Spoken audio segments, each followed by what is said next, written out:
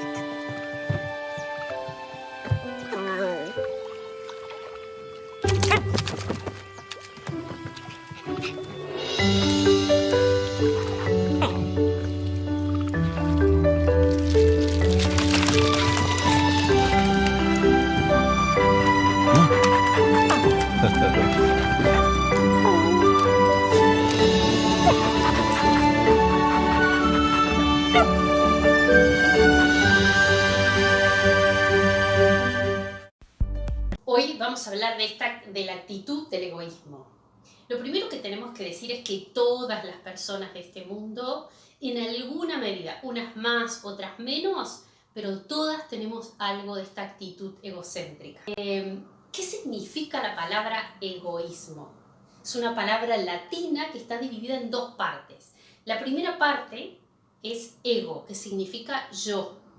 Y la segunda parte es un sufijo, el ismo, que significa interés por lo propio.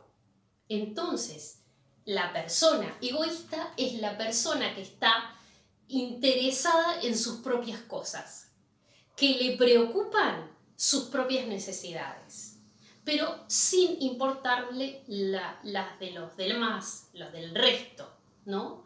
Ni los más cercanos ni los más lejanos.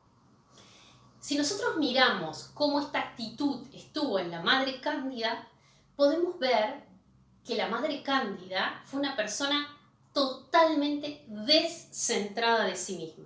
Probablemente la Madre Cándida tuvo que trabajar esta actitud también porque en alguna medida ella también cuando era niña habrá experimentado sus propios caprichos, habrá demandado de sus padres que atiendan a sus necesidades, en algún momento habrá pensado en sí misma. Pero ¿qué pasa? Hubo acontecimientos en la vida de la Madre Cándida que la llevaron rápidamente a salir de ella. Por ejemplo, desde niña ella va a tener varias hermanas a las que tener que cuidar. Claro, entonces su atención tenía que estar sobre sus hermanas porque sus padres trabajaban. Entonces era como más difícil que ella pudiera como estar eso, como pensando todo el tiempo en sí misma.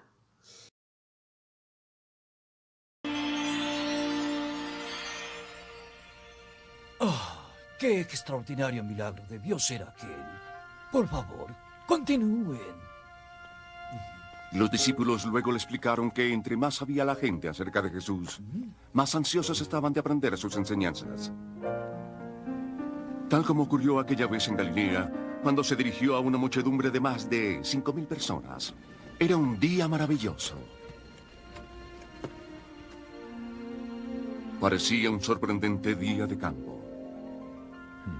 ¿Podemos irnos todos a casa para comer algo? Pero Pedro, aún tengo tantas cosas que contarles. Felipe, ¿dónde podemos conseguir suficiente comida para todos? Se necesitarían 8 meses de trabajo para comprar la comida de una muchedumbre como esta. Jesús, encontré a este niño. Tiene 5 trozos de pan y 2 peces. El niño amablemente le entregó su comida a Jesús.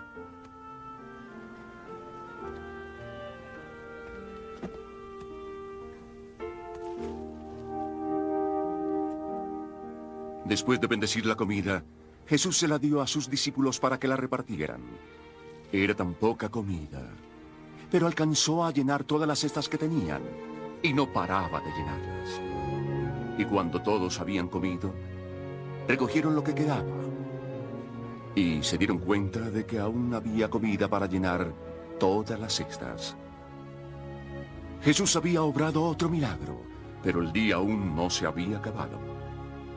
Siendo adolescente, ya con 18 años, ella va a tener que salir de la casa, va a trabajar para ayudar a sus papás, porque las condiciones de trabajo no daban o no alcanzaban para alimentar a toda la familia. Entonces lo que ella va a hacer es salir a trabajar para colaborar con sus padres. Estando ella trabajando como empleada doméstica, lo que hace también es ver que a su alrededor hay mucha gente pobre, hay mucha gente con necesidad. Entonces, en la casa donde ella estaba, ya conocemos esta historia, ¿no? Que se preparaba comida para la gente que iba llegando a la casa, que eran más humildes. Pero ¿qué pasa? En un momento ella también colabora de su propio sueldo porque la gente que iba llegando era mucha. Entonces ella también colabora con su propio sueldo para dar de comer a estas personas.